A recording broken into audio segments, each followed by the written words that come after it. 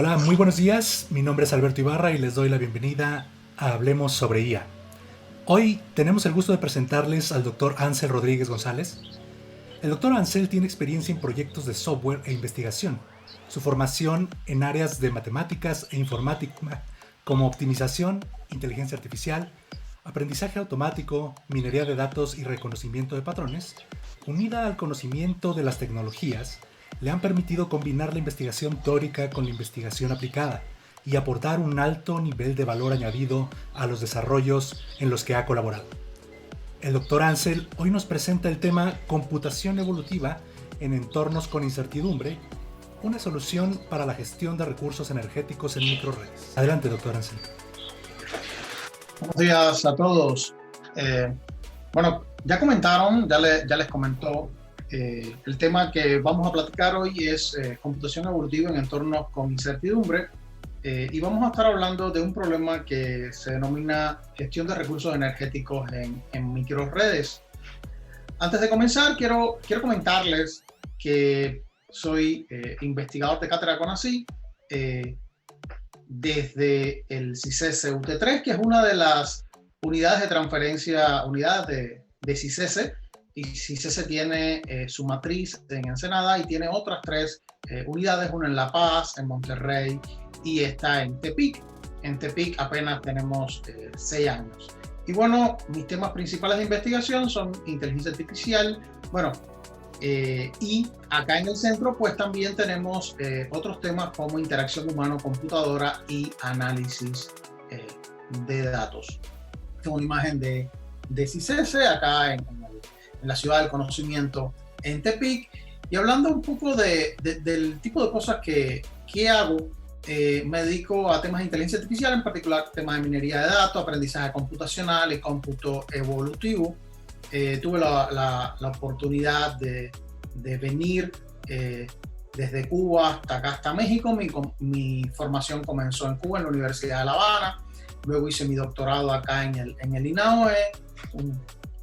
Tuve una estancia postdoctoral en el CINVESTA. Tuve la oportunidad de colaborar con el Laboratorio de Visión por Computadora en el propio INAOE, y después hacer una estancia postdoctoral en el INAOE en conjunto con el CEMIE eólico. Y bueno, finalmente estoy acá en CICESE UT3. Bueno, yendo al punto que nos reúne hoy acá en esta plática, pues como les comentaba, les voy a estar platicando sobre la gestión de recursos energéticos en entornos con incertidumbre.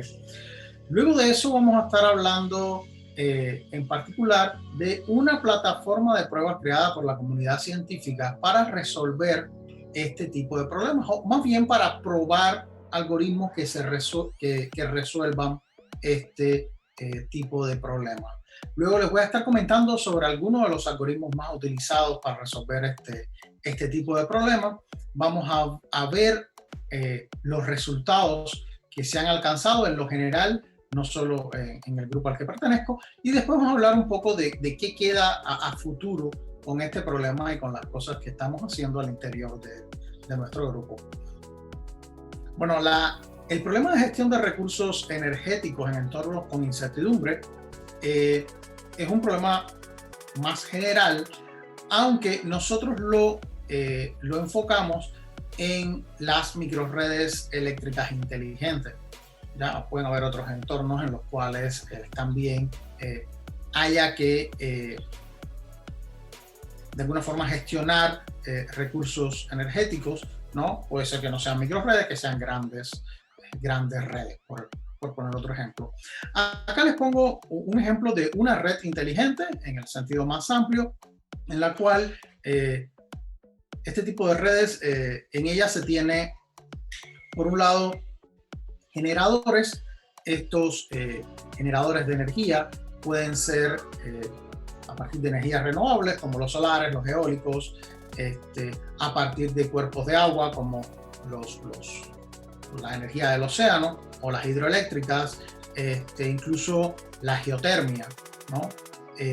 Pueden haber generadores también basados en combustibles fósiles. Incluso en esta red inteligente pues se puede manejar energía que provenga de centrales nucleares, ¿no? Puede venir de diferentes tipos de generación. Y desde el punto de vista del consumo, pues estas redes inteligentes tienen también industrias, tienen centros comerciales, centros médicos, o sea, todo lo que existe en la sociedad, en particular sector residencial. Y un elemento interesante que se ha ido incluyendo es el tema de los autos inteligentes, porque estos autos inteligentes lo mismo pueden servir para almacenar energía, o sea, no solo son usados para transportarse, ¿no? Sino que además pueden ser vistos como baterías móviles, como elementos de almacenamiento móviles, en los cuales cuando la red se necesite más energía, pues usted pudiera conectar su carro a su casa y proveer parte de la energía que usted necesita. Entonces, este es un entorno general. En el caso de las microredes, pues no se tienen todos estos elementos, esencialmente, pero comúnmente se tienen paneles solares, generación eólica, casi siempre está asociado con el sector residencial, y este tema de los autos eléctricos cada día invade más este sector. Siempre existe un centro en el cual se decide cómo se va a manejar la energía, cómo se van a manejar esos recursos. Y el problema en cuestión de gestión de recursos energéticos en microredes tiene que ver con obtener cuál es la planeación para las próximas 24 horas del día siguiente.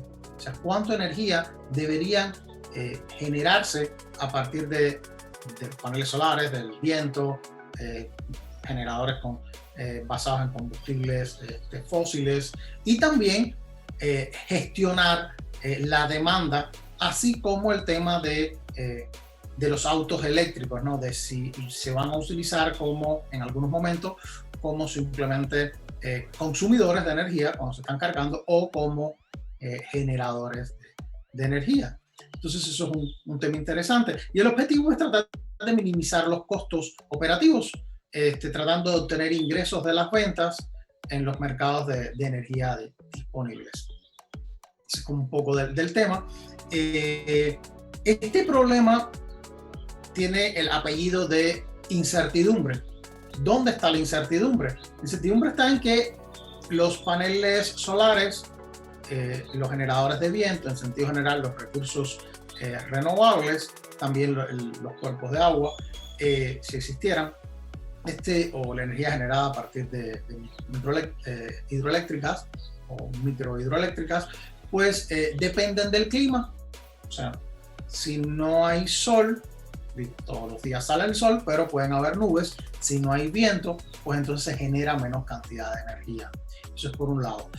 O sea, las condiciones climáticas son importantes. Por otro lado está el tema de la demanda de la carga. Los consumidores, aun cuando existe un perfil diario bastante parecido entre un día y otro, no necesariamente los consumidores siguen ese perfil. Incluso ese perfil puede cambiar con el tiempo y por situaciones determinadas. Con este tema del COVID y de la pandemia, pues la demanda ha ido cambiando ese perfil.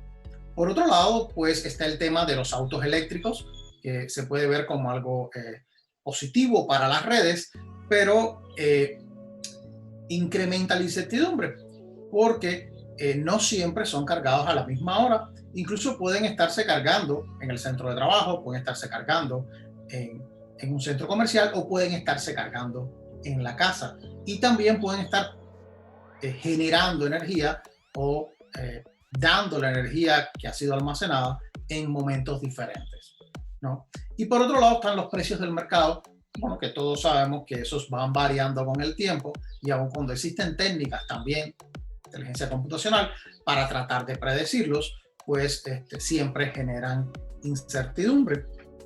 ¿Qué es lo que se quiere? Se quiere tratar de encontrar una planeación a las próximas 24 horas que sea robusta a incertidumbre. Vamos a hablar un poquitico más adelante de eso. Entonces, este tipo de problema, donde tenemos en el centro un centro que toma decisiones, se le llama agregador, es el que tiene que ser el proceso de optimización para generar la planeación. ese centro está conectado a los consumidores y a los productores y tiene que tomar esas decisiones. Ese problema es un problema complicado, primero porque es un problema combinatorio, segundo porque no es un problema lineal y tercero porque la cantidad de recursos energéticos que existen en una microred puede hacer que sea un problema con muchas dimensiones, o sea, muchas variables que hay que tomar la decisión sobre qué valor asignarle. Y eso, por supuesto, trae un problema en limitación del tiempo que se tiene de cómputo, ¿no? O el tiempo que se requiere para dar una respuesta. En particular, y hablando de esto de las dimensiones que puede tener el problema de la alta dimensionalidad, supongamos que queremos para las próximas 24 horas tener esa planeación, ¿ya? Significa que para cada periodo deberíamos asignarle a cada una de las variables asociadas a cada uno de los generadores y productores y además lo relacionado también con el mercado eléctrico, deberíamos asignarle valores, ¿ya? Por ejemplo, acá en la plataforma que les voy a hablar un poquito después, pues se simulan un conjunto grande de elementos que componen la microred y digamos que se tienen 24 grupos, todos con la misma número de elementos, porque son los mismos elementos pero para cada una de las horas, llegando a un número en total de, por acá tengo el número 154.800 variables, ¿no? Entonces es un número suficientemente grande y que le impone un reto al problema.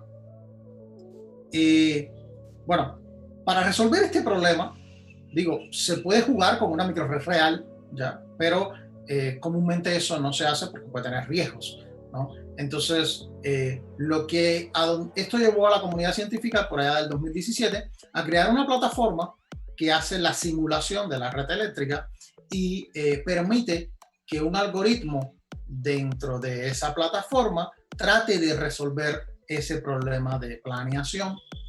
Esa plataforma, pues, en diferentes versiones. La primera versión pues no tenía incertidumbre, era más simple. La segunda versión, por allá del 2018, se le incorpora la incertidumbre.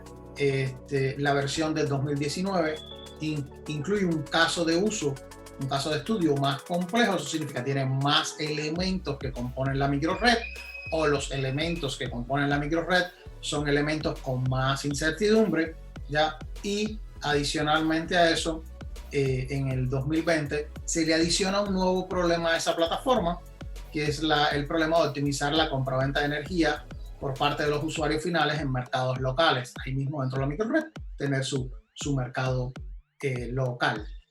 Para los desarrolladores de algoritmos, pues esta plataforma esencialmente tiene muchos componentes como cajas negras y esencialmente se inserta el algoritmo dentro de la plataforma. Hay un módulo para eso y ya se puede poner a correr el algoritmo para saber los resultados. El tema de la incertidumbre, ¿cómo se resuelve? O sea, o cómo se simula la incertidumbre, más que resolver, ¿cómo simula la plataforma la incertidumbre? Pues dice, existen futuros posibles, se asumen que pueden existir un conjunto de futuros posibles que son una perturbación, digamos, de un pronóstico del futuro. Supongamos que tengamos 100 futuros posibles y luego la solución que dé un algoritmo pues es, digamos, probada o testeada, evaluada en esos 100 posibles futuros, que son perturbaciones de una predicción de un futuro. Entonces, y eso, en la medida en que tu solución funcione mejor en promedio para esos 100 futuros, pues será mejor, será más robusto, ¿no? Lo interesante es que cuando uno tiene una solución parcial o le parece una solución, le puede preguntar a la plataforma ¿qué te parece esta solución?, ¿no? Pero la plataforma no te va a decir nunca esta solución me parece buena, con tanto valor asignado a esa respuesta, teniendo en cuenta todos los futuros posibles. Solo tiene en cuenta un pequeño por ciento de esos futuros posibles. Eso significa que cuando la plataforma te da qué tan bien es una solución, digo, en cualquier punto de que tú le puedas ir preguntando a la plataforma, pues ella no te va a dar la verdad sobre todos los futuros, te va a dar un valor con un nivel de incertidumbre. Eso es interesante de la plataforma, ¿no? Y bueno, hablando de esto de la incertidumbre, en el 2019, en el 2018 la incertidumbre estaba dada por 100 posibles futuros, en el 2019 por 500 posibles futuros, ¿no? Entonces, al final, si solo la plataforma te evalúa 10 futuros posibles para darte un resultado, de esos 500, pues entonces hay un mayor número, una mayor posibilidad de incertidumbre. Entonces, adicionalmente, en el 2019 también se pone un mayor de incertidumbre en la producción fotovoltaica y la cantidad de energía que se puede comprar hacia la red exterior se reduce, ¿no? Lo cual genera también mayor incertidumbre, porque hay que tratar de resolver el problema interno y que el balance de energía entre lo que se produce y lo que se consume sea cero. Entonces ese es otro de los problemas. Bueno, al final esta función que te dice que también es una solución, es una caja negra, el que va a desarrollar un algoritmo no lo conoce. Y otro elemento interesante es que la plataforma, para poner un reto adicional, solo permite que se puedan evaluar, se le pueda preguntar a ella misma, a esa plataforma, se le pueda preguntar qué tan bien es una solución, un máximo de 50,000 veces, ¿no? Entonces, tampoco es un número tan grande, teniendo en cuenta que teníamos más de 154,000 variables, ¿no?, en una solución, ¿no?, que hay que combinar y que hay que encontrar cuál es la solución óptima. Entonces, digamos que lo que les expliqué anteriormente es el primer problema que se trata de resolver.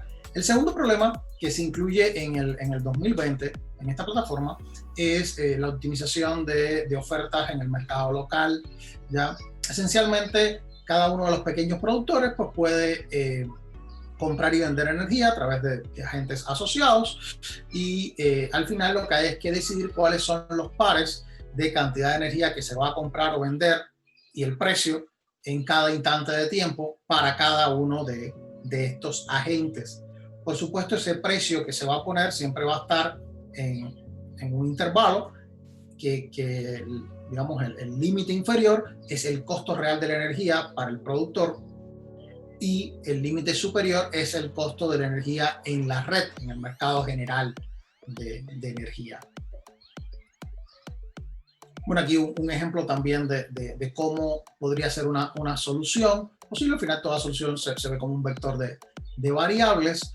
En este caso, cada solución, pues primero se tienen para cada uno de los agentes en cada uno de los momentos de tiempo, qué cantidad es la que se quiere comprar o vender y cuál va a ser el precio. Por supuesto, si aquí las cantidades pueden ser positivas o negativas para saber si es oferta de energía, o sea que tú estás vendiendo energía o necesitas comprar energía, ¿no? Esos son algunos de los elementos interesantes, ¿no? Y por supuesto la dimensionalidad de este vector también es grande porque depende de cuántos agentes se tengan y esos agentes de compraventa de energía dependen del número de elementos que componen la microred eléctrica. Entonces, bueno, ¿cómo se soluciona este problema, ¿no? Debido a que tienes una naturaleza combinatoria, es un problema no lineal y tiene una alta dimensionalidad. Pues la comunidad científica lo ha estado abordando desde los algoritmos evolutivos. Y son algoritmos que esencialmente se basan, son algoritmos poblacionales y tienen una población de soluciones y a partir de esa población de soluciones, de cierta forma esa población se va moviendo en el siguiente tiempo o siguiente iteración a tener otra población que sea mejor que la anterior, ¿no? Y en ese proceso, digamos que se va evolucionando. Por ahí, la comunidad científica ha utilizado diferentes tipos de algoritmos. Dentro de estos evolutivos está el algoritmo de luciérnagas, está la evolución diferencial, y están los algoritmos de partículas, ¿no? Los PCO de enjambres de partículas. Y por supuesto hay combinaciones, hay varias variantes de PCO y hay combinaciones de PCO con evolución diferencial y con otros métodos. Otro método que se ha utilizado, que no es un algoritmo evolutivo, no es un algoritmo poblacional, es la búsqueda de vecindad variable. Eso también lo vamos a ver en un momentito más. Muy por arriba les explico qué significan estos algoritmos, de qué se tratan estos algoritmos, ¿no? El algoritmo de luciérnagas es un algoritmo que está inspirado en esa atracción que sienten las luciérnagas en el proceso de reproducción, en esa etapa, donde flashean, ¿no? Y dependiendo de la intensidad de la luz y qué tan lejos está otra luciérnaga, pues se van acercando unas luciérnagas a otras, ¿no? Entonces esa es como la idea principal, ¿no? Entonces, en este caso, los individuos, las soluciones, esas soluciones que vamos a tener en la población, le vamos a llamar luciérnagas, ¿ya? Y el proceso es el siguiente. Se parte de un conjunto de luciérnagas aleatorias o de soluciones aleatorias, se calcula la intensidad de la luz de la luciérnaga, que eso es qué tan bien nos fue, qué tan buena es nuestra solución respecto en esta plataforma, que resulta, o sea, hicimos una planeación, que tan buena es o mala, ¿ya? Y luego, pues cada luciérnaga se va a mover hacia otras dependiendo de la intensidad que tengan esas otras, del atractivo que ella tenga con esas otras luciérnagas, que ese atractivo se calcula a partir de la distancia que existe entre ellas y la intensidad de la luz, ¿no? Por ahí hay un coeficiente de absorción de la luz en el medio, ¿no? Esa es como la idea general. Y bueno, luego de este paso se actualiza nuevamente el atractivo de las luciérnagas, la intensidad de la luz, y este proceso va continuando y así se van acercando unas luciérnagas más a otras y se van moviendo hasta que el proceso pare por algún tipo de condición. Entonces ese es el algoritmo de las luciérnagas. El algoritmo de evolución diferencial igual es un algoritmo poblacional, igual comienza con una población de individuos al azar, que son soluciones. En cada iteración, en este caso, se crea un individuo candidato se crea un individuo candidato para cada uno, o padre para cada uno de los elementos que están en esa población. Se crean nuevas soluciones candidatas mediante la combinación de un individuo padre y otros individuos de la misma población, y luego simplemente se evalúa entre los nuevos individuos que se han generado o candidatos. Se evalúa si ese candidato es mejor que su padre, y si es mejor que su padre se sustituye. Esa es como la idea central del algoritmo, y así va evolucionando porque los padres esencialmente, esos nuevos candidatos son mejores que lo que lo fueron sus padres, pues si no fueron mejores pues no se mantiene el padre, ¿no? Entonces más o menos la idea de este algoritmo. Y la optimización en enjambre de partículas, bueno, pues esencialmente está basada en el vuelo de las bandadas de pájaros. En este caso se parece mucho al de luciérnagas. De hecho, varios autores dicen que el algoritmo de las luciérnagas es un caso general del PCO, ¿ya? En este caso, bueno, pues el PCO tenemos partículas, son soluciones, ¿ya? Y esencialmente a partir de cada solución que tenemos en la población, vemos calculamos una velocidad, también una dirección, teniendo en cuenta cuál es la mejor posición anterior que la haya tenido y también cuál es la mejor posición de los otros elementos que componen la población, ¿no? Es decir, digo, ¿qué tanto me voy a mover y hacia dónde me voy a mover? Eso cada uno de los individuos, ¿no? Teniendo en cuenta los mejores, ¿no? Los mejores respecto a la mejor posición que ha tenido cada partícula anteriormente y la mejor posición global, ¿no? Y bueno, ese proceso se va haciendo iterativamente, ¿no? Y al final, pues, se supone que se va a tener mejores partículas o mejores soluciones y se queda uno con la mejor de ellas. El caso de BNS que no es poblacional. Esencialmente es un algoritmo que esencialmente un método de búsqueda primero el mejor, va a ir mejorando, pero se basa en tener un conjunto de vecindades predefinidas, ¿no? Una vecindad puede ser una bola cuadrada, una bola circular, una elipse o con diferentes radios, con topologías diferentes, ¿no? Y tiene ahí un conjunto, ¿no? Y entonces el algoritmo esencialmente lo que hace es que comienza con un solo punto generado aleatoriamente, una sola solución, y esa solución trata de mejorarla con búsqueda glotona, ¿ya? Y luego trató de mejorarla lo más que pudo, pues entonces ya no mejora más, pues entonces ¿qué hace? Dice, bueno, pues si esa solución que trato de mejorar es mejor que la que tenía anteriormente, o sea, si realmente lo pude mejorar, pues entonces pues voy a seleccionar de nuevo la primera de las vecindades que esté en mi conjunto de vecindades. Si no me fue bien, pues lo que voy a hacer es voy a cambiar de vecindad, voy a agarrar la segunda, la tercera, según la vecindad que estoy usando, la siguiente vecindad, ¿no? Y con esa vecindad voy a intentar hacer el mismo proceso. Aquí lo interesante de este tipo de método, o de este método en particular, es que cómo se definen las vecindades. Eso es lo que puede hacer que funcione muy bien o muy mal este tipo de algoritmo. Y se puede utilizar con ventaja. Entonces, bueno, a partir de todo esto, pues nuestro grupo se dedicó también a crear un algoritmo en este sentido. Creamos Kundan-Cauchy. Al final es un algoritmo de estimación de distribución, un algoritmo basado en estimaciones de distribuciones, y a la misma vez un algoritmo celular. Esta propuesta nuestra ya se basa en dos partes, ¿no? Tiene una parte de algoritmos evolutivos basados en estimación de distribución y una parte de algoritmo celular.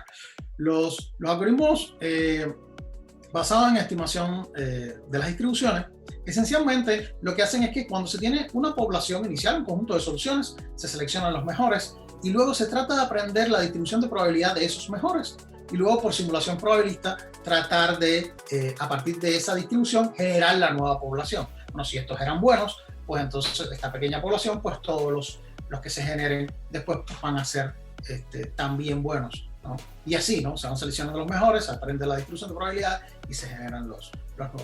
Y la idea de los algoritmos celulares es que no se tenga una sola población, sino que se tengan muchas poblaciones o que de alguna forma los individuos estén relacionados en vecindades, ¿no? Y luego lo que tenemos son subpoblaciones de individuos, no una sola población, tenemos subpoblaciones definidas a través de las vecindades, tenemos un conjunto de subpoblaciones donde existe un solapamiento entre vecindades, entre unas vecindades y otras. Eso produce de que lo que sucede en una vecindad se vaya transmitiendo a las otras vecindades poco a poco, pero un elemento interesante es que ayudan a la exploración del espacio de búsqueda al punto tal que el número de evaluaciones de la función objetivo que se necesitan cuando se utiliza un algoritmo celular respecto a uno no celular son menos, ¿no? para alcanzar el objetivo. Entonces, bueno, en particular nosotros utilizamos ahí una vecindad en forma de anillo, ¿no? Donde los individuos estaban en un anillo y la vecindad estaba dada por K vecinos a la derecha y K vecinos a la izquierda. Entonces, así surge el Kundan, la parte celular, Kundan-Cauchy. Nosotros utilizamos, en vez de la distribución de probabilidades, era una distribución univariada, por eso el UMDA, ¿ya? Y pero esa univariada, al final la distribución para cada una de las variables era una distribución normal combinada con una distribución Cauchy. Algunos temas de distribución estadística que podemos abordar en otro momento si tienen dudas o en las preguntas. Bueno, nuestro algoritmo, pues ya lo he comentado, esencialmente se generan algoritmos individuos aleatoriamente y luego se seleccionan elementos de forma global. Estos elementos seleccionados, pues luego se itera por cada una de las subpoblaciones que tienen como un elemento, digamos, central o principal, y a partir de ahí se estiman las distribuciones de probabilidades y se generan los nuevos individuos para la siguiente población. Entonces, bueno, después de comentarles de todo este tipo de algoritmos que existe, del que nosotros también estuvimos participando, pues quisiera comentarles, bueno, cómo han funcionado estos algoritmos, ¿no? Entonces, para eso sí, hemos hecho nosotros diferentes experimentos, y hay una competencia anual desde el 2018, no, el 2018, 2019, 2020, abordando desde la plataforma este problema. Entonces, en los algoritmos, agarramos los algoritmos que se crearon en el 2018 y utilizamos la versión de la plataforma que se tiene en el 2018, y eso nos dio que la mayoría de los algoritmos que quedan, bueno, para empezar, la mayoría de los algoritmos que se crearon están basados en PCO. Adicionalmente, los PCO quedan en los primeros lugares. Nuestro algoritmo queda a mitad aproximadamente del bloque de los PCO, ¿no? En los PCO. Y en primer lugar queda el algoritmo que es una combinación de Differential Evolution con PCO, pero adicionalmente que incluye BNS como una primera fase. Y esto es importante porque ese BNS que está ahí, las vecindades que se definieron, esas K vecindades del algoritmo BNS, fueron hechas explícitamente para ese problema, ¿ya? Incluso estaban acotadas esas vecindades a partir de experimentos anteriores que los autores habían hecho. Y bueno, todo utilizando información específica del problema. Los demás no estaban utilizando información específica del problema, ¿ya? Y bueno, así queda esa tabla de resultados. Luego nos dimos a la tarea de siguiente, ¿no? Bueno, vamos a utilizar a todos los algoritmos que se crearon en el 2018. Vamos a probarlo en la plataforma que tenía más incertidumbre, no tenía un reto mayor en el 2019, ¿no? Y vamos a probarlo también con nuestro algoritmo. Nuestro algoritmo realmente nace en el 2019. Y bueno, pues probamos y nuevamente los PCO están hacia adelante, hay ciertas variaciones. Y en este caso, pues nuestro algoritmo queda de primer lugar. Ya, eso fue muy promisorio, ¿no? Sin embargo, por supuesto, todos los algoritmos fueron mejorados de 2018, fueron mejorados para el 2019, ¿no? Por ahí hay algunos de los algoritmos que no corre en la plataforma por algunos detalles técnicos, ¿no? Entonces, esos algoritmos que se crean en el 2019 o que se agarran los del 2018 y se mejoran para el 2019, en este caso no fueron todos, solo algunos participaron, solo algunos se adaptaron a los cambios que hubo en la plataforma. En particular solo hubo 5, ¿no? Entre ellos el nuestro, ya que a primera vista pues está 4 de 5, ¿no? No está tan bien, ¿no? Sin embargo, es importante ver que los PCO habían dominado la competencia y quedamos por delante de uno de los PCO, o sea, que trajen un PCO. Y se vuelve a confirmar algo interesante. Todos los algoritmos que están por delante del nuestro son algoritmos que combinan PCO con BNS, y BNS estaba utilizando información específica del problema, ¿no? Entonces, digamos, bueno, pues como algoritmo general no fue bien, pero los que están utilizando información específica del problema les va mejor, ¿no? Entonces, así llegamos al 2020, y en el 2020, pues, bueno, hay una competencia que se realiza como 2018-2019, que es la competencia on Evolutionary Computation in Energy Domain, Smart Grid Applications. Esta es una competencia que se hace en el marco de los congresos ECO y de los congresos WCCI. Entonces, una competencia muy relevante. Nosotros, ¿qué hicimos, no? Para esas competencias decidimos, bueno, vamos a ver qué tenemos de Kundan Cauchy y vamos a tratar de mejorar Kundan Cauchy en 2 ramas, ¿no?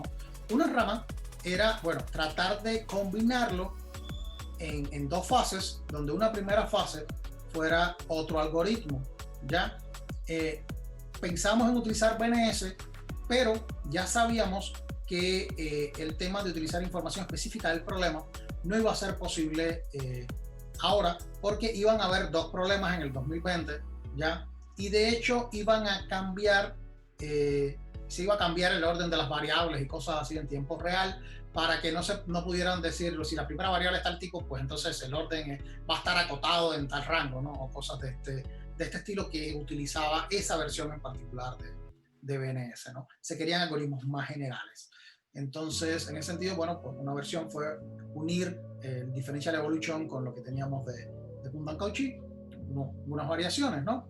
Y por ahí estuvo un grupo grande, un grupo de investigadores y estudiantes entre Cuba y México. Y bueno, la otra propuesta fue, ok, tratemos de mejorar lo que tenemos de Bundan-Cauchy, en particular el tema de la incertidumbre, porque algo que nos estaba pasando es que como finalmente son 100, 500 posibles futuros y solo la función objetivo nos da que también nos va con unos 10, 20, pues entonces podríamos pensar que una solución es muy buena cuando realmente no lo es. Porque nos tocaron 10 posibles futuros donde sí lo era, pero no en lo general, ¿no? Entonces, pues vamos a trabajar ese punto. Bueno, en este caso, pues el equipo igual estuvo conformado por un equipo mixto, un grupo de trabajo grande. Estuvo conformado en este grupo mayormente por estudiantes y investigadores acá de México, pero también por estudiantes e investigadores de Cuba. En particular, ¿qué le hicimos nosotros? ¿Qué decidimos hacer? Pues hubo cambios menores, ajustes de parámetros, este tipo de cosas que siempre sucede cuando uno va a una competencia y empieza a jugar un poco con nuestros algoritmos, a ajustar el algoritmo, pero yo creo que el cambio mayor estuvo en que decidimos, en vez de agarrar el mejor de cada población, saber cuál era el mejor que teníamos hasta el momento, la mejor solución hasta el momento, esa mejor solución irla guardando en cada generación y la mejor de todas ellas, pues darla como mejor solución, pues decir, ok, una solución, aunque parezca que es mejor, no necesariamente cuando se evalúe en todos los posibles futuros, pues va a ser mejor, ¿no? Entonces, agarremos los K mejores individuos de una población, veamos qué tan bien le fue a eso, y si el promedio de esos K, de los fitness, de qué tan bien le fue a esos K mejores individuos de nuestra iteración, de nuestro conjunto, en un momento, una iteración determinada, es mejor que fitness que tiene el mejor individuo que tenemos hasta el momento global, pues entonces hagamos el cambio. O sea, digamos, ok, entonces parece ser que si como promedio nuestros mejores son los mejores, porque además cada vez que se evalúa uno son 10 diferentes, o sea, son 10 posibles escenarios de esos 500 o 100 futuros posibles, son diferentes los 10, pues entonces, bueno, si nos va bien con nuestros seleccionados como promedio, con nuestros mejores en una iteración, pues entonces es el mejor de todos esos, si lo vamos a incluir como óptimo, lo vamos a comparar con el óptimo global, ¿no? Lo vamos a incluir como posible óptimo global. Esa fue como la idea fundamental para tratar la incertidumbre. Y bueno, aquí están los resultados de 2020. Entre los lugares 6 y 12, pues hubo varios algoritmos de diferentes países: Ecuador, India, China, España, Argentina, Colombia, Estados Unidos. Ya al final, aquí lo importante es el ranking final. Aparecen para los dos problemas cómo estuvo el ranking. En estos rankings, en la medida donde está aquí por acá el 155 y 223, pues ranking 1 y ranking 2, pues son para cada uno de los problemas, ¿no? Y luego eso se normalizan y finalmente hay un ranking final, y en la medida en la que ese ranking final sea más grande, pues es la mejor solución, ¿no? Y bueno, estos son los 6 lugares, los últimos 6 lugares, y en los primeros 6 lugares, pues tuvimos la satisfacción de que el esfuerzo realizado, este tipo de algoritmos que no había sido utilizado mayormente los EDAs en problemas prácticos, pues resultaron que obtuvieron el primer y segundo lugar en la competencia, ¿no? Entonces, bueno, eso es un poco en qué consiste el problema de gestión de recursos energéticos en entornos con incertidumbre, cuáles son las problemáticas, cómo estuvo la plataforma que se ha ido creando para solucionar este problema, cuáles han sido los algoritmos fundamentales que se han estado haciendo, qué ha estado haciendo nuestro grupo, los resultados que se han obtenido en los diferentes momentos y finalmente pues los resultados que nuestro grupo alcanzó en la última competencia, que son el primer y segundo lugar en la misma, ¿no?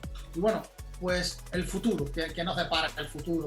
Ya, no solo a nuestro grupo, sino también al desarrollo de este tema, ¿no? de la gestión de recursos energéticos en entornos con incertidumbre.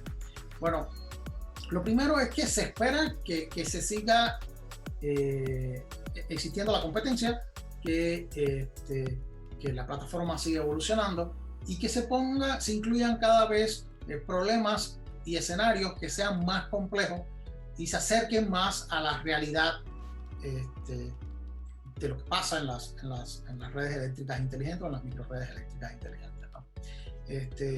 Desde nuestro grupo esperamos que siga creciendo, ¿no? Y exploraremos el uso de nuevos tipos de vecindades. Ahora estamos utilizando una con forma de anillo, pero hay muchas ya que pueden ser exploradas y queremos incorporar el aprendizaje de mecanismos de detección de dependencias entre las variables. Nosotros ahora utilizamos, asumimos que la distribución, que no existen dependencias entre las variables, ¿no?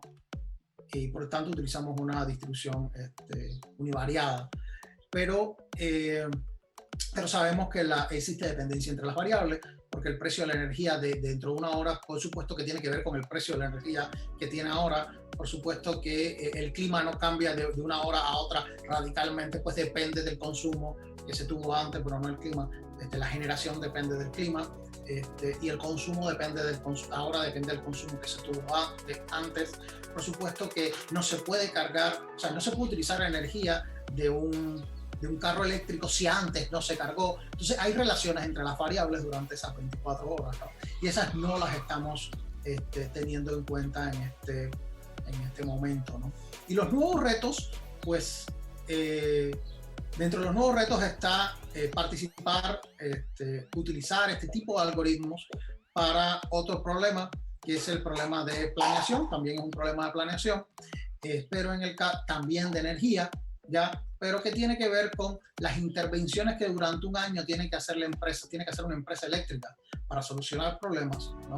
Cómo hacer esa planeación, cómo optimizar esa planeación de forma tal que se minimice el riesgo y se minimicen los costos. Esto es un reto de la Sociedad Francesa de Investigación de Operaciones, en conjunto con otras sociedades de Europa. Es un reto a 2 años que está en curso, ¿no?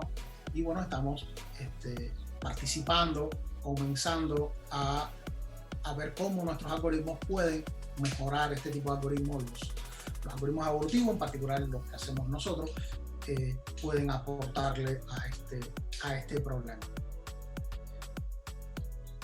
Bueno, finalmente, pues, como les comentaba, soy investigador de cátedra CONACYT en CISES UT3. Nos pueden seguir a lo que hacemos en investigación y CISES UT3 a través de nuestras redes sociales.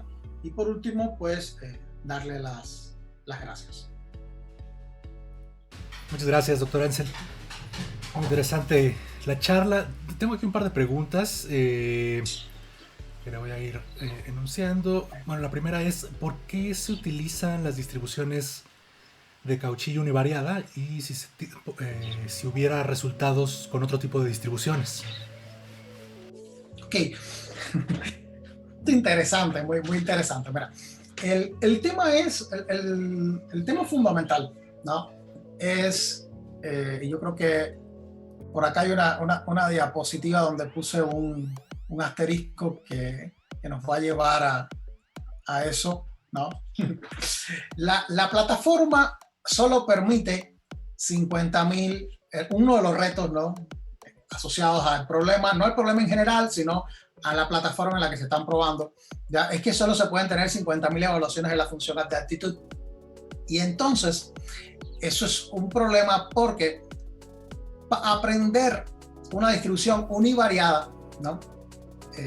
Sea la que sea, a medida en la que yo crezco el número de iteraciones, para mantener la misma cantidad, o sea, para no pasarme las 5.000 evaluaciones, pues tengo que reducir, si crezco el número de población, tengo que reducir el tamaño el número de iteraciones, ¿no? Entonces, ahí por qué univariado, ¿no? O sea, va por ahí. ¿Y por qué utilizar una combinación de Kundan-Cauchy, de una combinación de la normal con la Cauchy? Es una pregunta súper de las más interesantes, ¿no? Ahí nosotros detectamos que en otros algoritmos que utilizaban este tipo, para otros problemas, utilizaban este tipo de, utilizaban distribuciones, ¿no? Pues que se puede utilizar también la de Levy, hay varias, ¿no? Pero en particular estas dos daban muy buenos resultados, ¿no? Y daban mejores resultados, estaba reportado en la literatura, y que dijimos, bueno, vamos a probar varias, pero vamos a enfocarnos en esta. Y en una primera experimentación que hicimos, preliminar, pues esta combinación nos dio bien, ¿no? Siendo univariado, ¿no? Pero nos dio bien, ¿no? Y entonces nos dio mejor que las demás y decimos, vamos a seguir por esta línea, tratando de explorarla sin salirnos de ella. Vamos a ver hasta dónde podemos alcanzar sin salirnos de acá, ¿no? Okay. Ya llegó el momento, porque además vamos a pasar con un nuevo reto, de empezar a explorar, ok, univariado, ¿cómo le hacemos, no? Para que no sea univariado, para tener en cuenta las dependencias. Y tiene sentido, una vez que ya yo tenga, que no sea univariado, tiene sentido seguir haciéndolo o captar que sea normal con Cauchy, o sea, ya va a ser más complejo manejar dependencias ahí, y por tanto es muy probable que nos movamos a utilizar otro tipo de distribución, ¿no? Pero es un problema abierto, un problema en el que estamos investigando. Interesante. Otra pregunta tiene que ver un poco más con la competencia. Dice, ¿en qué se basa el ranking del index? Ok. Voy acá, el ranking index. Ok. Hay un ranking index, o sea, hay dos problemas. Un problema es el de gestión de recursos energéticos, que tenía 154.000 variables, y otro es el de los mercados locales, ¿no? Son dos problemas, por eso van a haber dos ranking index. Al final, ese ranking index, ¿qué te dice? Primero te da, se evalúa la solución que tú des. O sea, el ranking primero, el ranking de un equipo no está relacionado con el del otro. O sea, no más allá de la normalización que se hace después, ¿no? Inicialmente no está relacionado. Ese ranking index es como individual, ¿no? Es un valor individual, es qué tan buena fue tu solución, ¿no? En la medida en la que sea menor, es mejor, ¿no? Ya, un problema de minimización. Pero, ¿qué se le hace? Se agarra el promedio. Ese ranking index no es más que el promedio de la evaluación de tu solución en los 100 o 500 posibles futuros, ¿ya? Ese promedio más la desviación estándar de esos valores que te dio, ¿no? O sea, significa que si te fue muy bien en una posible futuro y muy mal en otro, pues entonces ahí el promedio a lo mejor te da más o menos, pero la desviación estándar es muy grande. Entonces eso te va a afectar ese valor, ¿no? Ese ranking. Eso es lo primero. Luego, pues se normalizan, se hace una normalización para que respecto al mayor de todos, al peor, respecto al peor de todos, ¿no? Al peor resultado, ¿ya? Entre 0 y el peor resultado, y el peor resultado es 1. Y luego, eso se hace en los dos casos, y luego, pues, el ranking final, ahí hay un proceso de división, no es como un promedio, pero invertido, ¿no? Al final, es como un promedio, pero ya invertido. Es como la idea, ¿no? de ese ranking final. Supongo que las diferencias utilizarán algún método estándar, error cuadrático medio o un método de evaluación pues estandarizado. No entendí la pregunta. Sí, dentro del cálculo de las diferencias entre cada resultado, utilizan pues algún criterio de calcular el error cuadrático medio o alguno de estos tipos. No, lo que pasa, esencialmente lo que se calcula, digo, para cada uno de una solución respecto a un posible futuro, hay 500, pero respecto a uno, no es un error porque no se sabe cuál es el óptimo. ¿Ya? Entonces, lo que se calcula es cuál es el outcome menos el income. O sea, el income menos el outcome. O sea, los gastos que tuviste, o sea, cuánto te costó menos cuánto ganaste, ¿no? Con esa solución en costos eléctricos, ¿no? Ese es el y por ahí esos costos tienen que ver con penalizaciones por desbalance de energía, ¿no? Pero no es un error porque no se sabe el ground truth. Y bueno, y en este sentido vienen las siguientes preguntas. Es ¿cómo se evita el overfitting entre cada mejora del algoritmo? Eso, no. De nuestro algoritmo les puedo hablar, de los otros no. No les puedo decir. Digo, mira, hay muchos parámetros. O sea, nosotros realmente, pero no lo mostré acá, pero tenemos unas gráficas de ciertas variaciones de parámetros. Mantener un tamaño de población o mantener un conjunto de elementos seleccionados suficientemente grande respecto al tamaño de la población, eso nos da cierto nivel de diversidad, ¿ya? Que tratamos de mantener. Eso fue un parámetro de los que tuvimos que ajustar, ¿no? Cuando yo comentaba que el cambio mayor fue esto de los promedios de los K seleccionados en la nueva versión, ¿no? Para decidir cuál era mejor o peor por el tema de la incertidumbre. Y después comentaba, y hubo cambios menores, ¿no? De ajustes, pues fue por ahí, porque sí nos pasaba que en las primeras generaciones, o sea, lográbamos minimizar muchísimo y después se estancaba, ¿no? Entonces tuvimos que llegar a un arreglo entre, porque no lo comenté, hay ciertos escenarios que son de prueba, que tenemos los que participamos en la competencia, y hay otros escenarios, ¿no? Más que no tenemos, ¿no? Que son los que prueban, ¿no? Entonces uno no sabe cómo hacen los otros, pero con los de prueba que sí teníamos, pues tuvimos que ir ajustando, porque era muchas veces preferible que el mínimo global fuera bajando más lento, ¿ya? Pero que hubiera mayor diversidad. Entonces ahí sí tuvimos que ajustarlo, ¿no? Muy bien, y bueno, y con respecto a eso va ¿cómo se definen estos posibles futuros? Es decir, ¿cómo se modela la incertidumbre? ¿Si toman en cuenta factores sociales, ambientales o de algún otro tipo? ¿O esto es totalmente aleatorio? Lo que se hace es que se tiene, o sea, la plataforma hace una simulación del escenario, ¿ya? Y luego, digamos que se hace una simulación de ciertas partes, se tiene cuál sería un futuro, ¿ya? Que de hecho, aunque yo diga simulación, en algunos casos pues ya se sabe cuál es el futuro, porque ya durante un tiempo se estuvo observando una microred eléctrica particular y se tiene cómo sucedió en el presente y el pasado, ¿no? Entonces, lo que se hace es que se tienen como datos iniciales, se tiene eso y se decide perturbar alrededor de un futuro que sabemos que, bueno, es un presente, ¿no? Como se conformó el juego de datos, el escenario. Lo que se hace es que se perturban ciertas variables con cierta distribución, ¿no? En cierto grado, ¿no?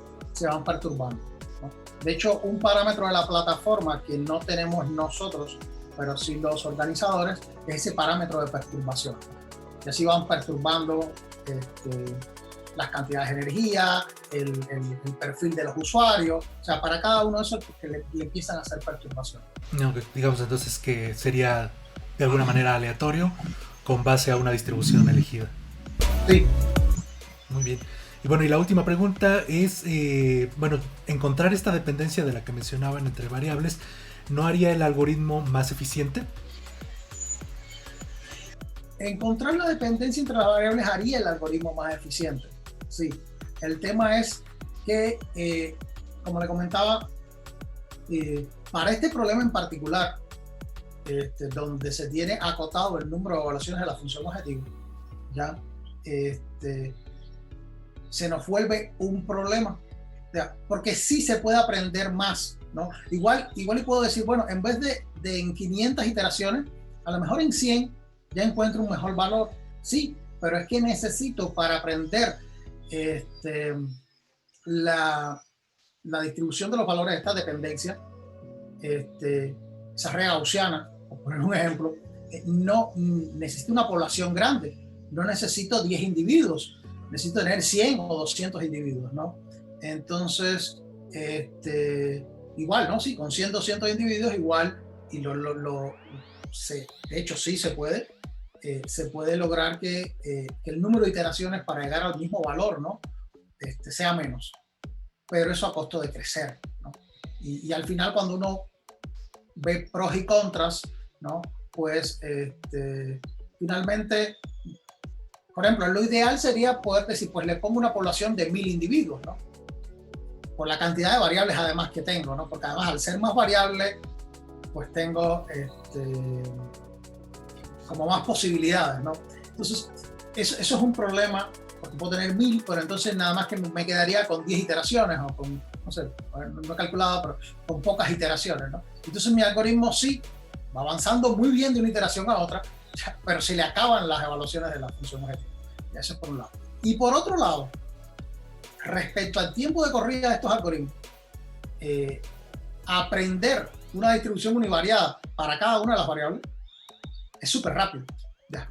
Ahora, aprender una regla gaussiana en 154.000 variables, ¿no?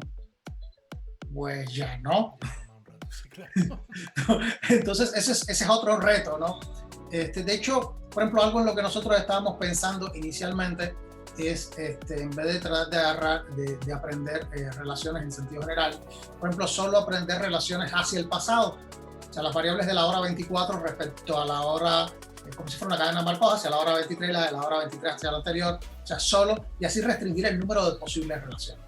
Adicionalmente, que las relaciones solo pudieran ser bivariadas, ¿no? Y seleccionar solo algunas, las más promisorias, no todas, ¿no? Ese tipo de cosas, ¿no?